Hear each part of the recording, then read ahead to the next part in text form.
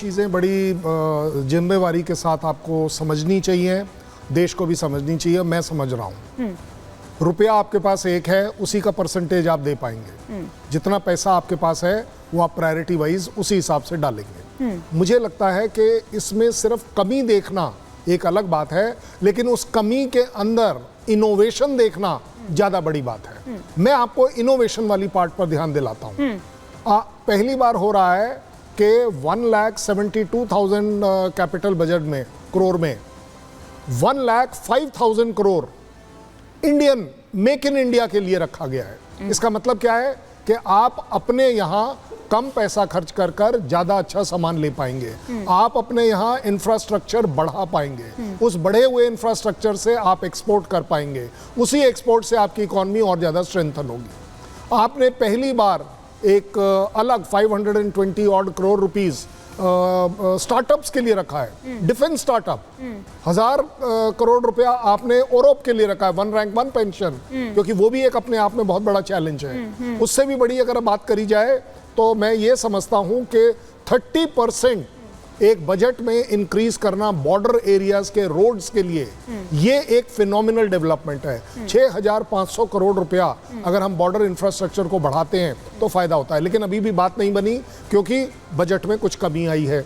अब उसके लिए रोना रोया जा सकता है। चाइना और पाकिस्तान ने अपने रक्षा बजट में इजाफा किया है, और वहीं वो मैंने इसलिए कहा सर क्योंकि अभी ये वो टाइम है जब सेना अपने हथियारों को अपग्रेड करने में उस लिहाज से तो ये बेहद कम है। हाँ, मैं इसी बात पर आ रहा था। जहां तक आपने पाकिस्तान का बजट का इंक्रीज बोला है, वो इसलिए होता है वहां पर क्योंकि पाकिस्तान आर्मी पैसा अपनी डिफेंस फोर्सेस पर खर्च करती है हारने के लिए। हम हारने के लिए नहीं करते। हम अपने आप को कहीं और स्ट्रांग बना रहे हैं, मेक इन इंडिया की चीजों पर स्ट्रांग बना रहे हैं। 1,05,000 करोड़ रुपया अगर मैं अपनी इंडस्ट्री पे लगा रहा हूं तो क्यों लगा रहा हूं? क्योंकि इसका मुझे लॉन्ग टर्म बेनिफिट होना है। मैं मान सकता हूं इस बात का कि जैसे ही आप देखेंगे कि बजट में कहीं थोड़ा नीचे अगर हम जाते हैं तो हम हो सकता है कि वो चीजें ना खरीद पाएं जो कि हमें चाहिए। लेकिन this is called as unfortunate sacrifice, क्योंकि अगर देश की सरकार की प्रायोरिटी इस समय मेक इन इंडिया पर है, आत्मनिर्भर पर है, तो हमें कुछ समय के लिए ये पेशेंस रखना पड़ेगा कि जो हथियार हम बाहर से डायरेक्टली खरीदना चाहते हैं, राफेल्स खरीदना चाहते हैं, टैंक्स खरीदना चाहते हैं, इंजन खरीदना चाहते हैं, ये सब चीजों में कहीं ना कहीं हमें रुकना पड़ेगा। लेकिन सर 4 महीने में ऐसा क्या हुआ? क्योंकि अभी जब 4 महीने पहले इंटरिम बजट में 6 लाख बिल्कुल वो पार कर गया था उसको। जी। इनफैक्ट हमारा एक्सपेक्टेशन उस समय इसीलिए ज्यादा बढ़ा हुआ था उस इंटरिम बजट पर कि चलिए 13% अगर हम अपने जीडीपी का बजट रख रहे हैं डिफेंस के लिए, एक 4.72% इंक्रीज की तरफ रख रहे हैं हर साल का। इस बार इंक्रीज नहीं हुआ है। मैं तो कहूंगा 6.21 के हिसाब से शायद हम थोड़ा नीचे भी आ गए हैं। ये चैलेंज हमारे लिए रहेगा, लेकिन मुझे लगता है कि ये चैलेंज एक भारतीय सेना सह पाएगी, इसका सामना कर पाएगी। इसमें कोई शक नहीं है कि चैलेंज बड़ा है, लेकिन ओवरऑल अगर आप देखें, जब आप बाकी जगहों पर बजट में इजाफा लेते हैं, इंफ्रास्ट्रक्चर में लेते हैं, रोड्स में लेते हैं, बाकी सब जगह वो भी कंट्रीब्यूट करती हैं मेरे लिए।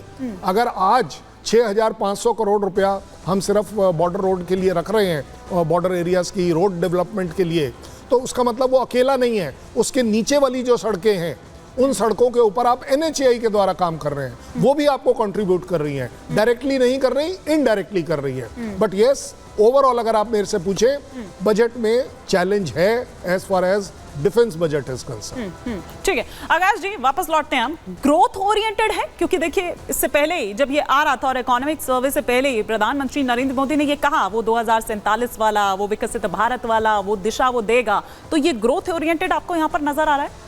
बिल्कुल, मुझे तो पूरी तरह फुली चार्ट बजट नजर आ रहा है। 11 लाख करोड़ का कैपिटल एक्सपेंडिचर। आप देखिए, चाइना ने जब ग्रोथ की थी 1980 से 2000 तक, इंफ्रास्ट्रक्चर पे सबसे ज्यादा स्पेंड किया था। अब हम इंफ्रास्ट्रक्चर पे स्पेंड कर रहे हैं, हाईवेज बना रहे हैं, रोड्स बना रहे हैं। उसका मतलब क्या है? मैन्युफैक्चरिंग, आत्मनिर्भर भारत, मेक इन इंडिया, वो जो खूबसूरत कॉन्सेप्ट्स हमारी सरकार ने, हमारे प्राइम मिनिस्टर साहब ने हम सबके लिए देखे हैं, उसकी तरफ हम बढ़ रहे हैं। मैन्युफैक्चरिंग की सुपर पावर बनाएगा ये हिंदुस्तान को, क्योंकि चाइना सारी दुनिया जानती है ढीला पड़ा हुआ है। चाइना में डेट प्रॉब्लम है, चाइना में रियल एस्टेट प्रॉब्लम है, वहाँ डिफ्लेशन की प्रॉब्लम भी रही है पीछे। और चाइना को आज यूएस पसंद नहीं करता, दुनिया का बड़ा हिस्सा पसंद नहीं करता, तो हिंदुस्तान में मैन्युफैक्चरिंग का, ये आप लिख के ले लीजिए, ये मेरी प्रेडिक्शन है, मेरी ऑर्गेनाइजेशन akashjindal.in की, कि बहुत बड़ा बूम इसके बाद आएगा। और मैन्युफैक्चरिंग का बूम जो है हिंदुस्तान को थर्ड बिगेस्ट इकॉनमी बनाने का जो एक ख्वाब हमारे प्रधानमंत्री साहब ने हम सबके साथ देखा है, वो बहुत जल्दी अचीव होगा। ना सिर्फ ये, 2035 तक 10 ट्रिलियन यूएस डॉलर इकोनॉमी, 2047 तक डेवलप्ड इकोनॉमी, और हर व्यक्ति की पर कैपिटा इनकम में भी लॉन्ग टर्म में ये ग्रोथ लाएगा। तो आज तक हम सर्विसेज की प्राइमरीली इकोनॉमी माने जाते थे, लेकिन आज मोबाइल मैन्युफैक्चरिंग में आ गए हम, डिफेंस मैन्युफैक्चरिंग में आ गए हैं, सेमीकंडक्टर जैसी चीज में हम बहुत तेजी से आगे बढ़ रहे हैं, जो किसी भी इलेक्ट्रॉनिक आइटम की आत्मा होती है, चाहे मोबाइल लगा लीजिए, चाहे लैपटॉप लगा लीजिए, चाहे एलईडी सेट लगा लीजिए। तो मैन्युफैक्चरिंग का बूम, ये आकाश जिंदल की प्रेडिक्शन है, छाती ठोक के यहाँ कह रहा है। मतलब आपको 2 साल बाद है देखिए कि वो सपना पूरा करता हुआ नजर आता है ये बजट, क्योंकि उन्होंने कहा था कि आगे की जो दिशा है वो दरअसल बताएगा। लेकिन बहुत शुक्रिया सर आपका हमारे साथ जुड़ने के लिए। आकाश जी आपका भी, कर्नल शैलेंद्र आपका भी बहुत शुक्रिया। और अब बात आगे हम बढ़ते हैं। विपक्ष देखिए कैसे कह रहा है कि कॉपी पेस्ट है ये, दरअसल सरकार को बचाने वाला ये बजट है। क्यों ऐसा कहा गया? बजट में बिहार की बल्ले बल्ले यहां पर हुई, बजट में बिहार की बात करें, आंध्र की बात करें, इसलिए दरअसल विपक्ष की ओर से ये कहा जा रहा है करीब 59,000 करोड़ की सौगात बिहार को मिली है। बिहार में 3 नए एक्सप्रेस वे जो हैं वो दिए जाएंगे। Patna Purnia expressway, Vaishali Bodhgaya expressway, Buxar Bhagalpur expressway. सड़क परियोजना को 26,000 करोड़ जो है वो उसके लिए दिया गया है। बक्सर में गंगा नदी पर 2 लेन का पुल बनाया जाएगा। 21,000 करोड़ का जो पावर प्लांट है। बोधगया में महाबोधि मंदिर कॉरिडोर, बिहार में विष्णु मंदिर कॉरिडोर बनेगा। ये वो तमाम चीजें हैं जो बिहार के लिए तोहफा है, बिहार के लिए सौगात है। बाढ़ नियंत्रण के लिए 11,500 करोड़ रुपया आवंटित किया गया है। बिहार में नए मेडिकल कॉलेजेस, एयरपोर्ट, राजगीर में ब्रह्म कुंड का विकास होगा। नालंदा में पर्यटन के लिए फंड दिया गया है। नालंदा विश्वविद्यालय के विकास पर यह फंड दिया गया है।